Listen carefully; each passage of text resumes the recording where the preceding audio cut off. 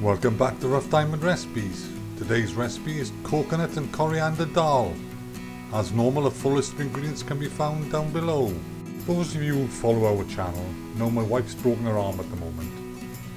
But being the caring, considerate husband I am, I've designed this recipe so she can cook it with one hand. How caring is that? Anyway, on with the cooking. First thing we do is heat the butter and oil in the pan till it's nice and hot, and add the onions and fry until they start to take on some colour. Yes, we know, Petal. Caramelising the onions makes a big difference to this dish. You won't end up with something that looks like this.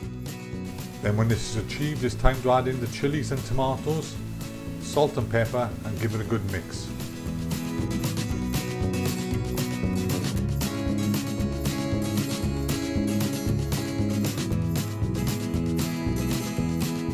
Continue to fry the tomato mixture off for 5 or 6 minutes until the tomatoes start to break down. Then it's time to add the curry powder and mix in, and the red lentils and mix in.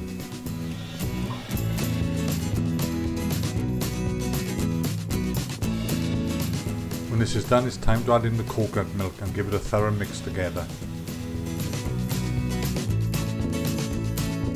Then turn the heat down to low, put a lid on the pan and cook until the lentils are nice and soft.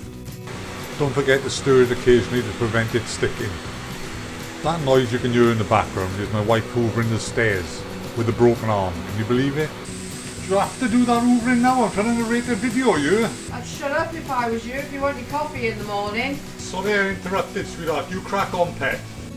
Anyway, when the lentils are cooked and your wife's finished hoovering the stairs, it's time to mix in the coriander. Cook for a further minute or two and then serve.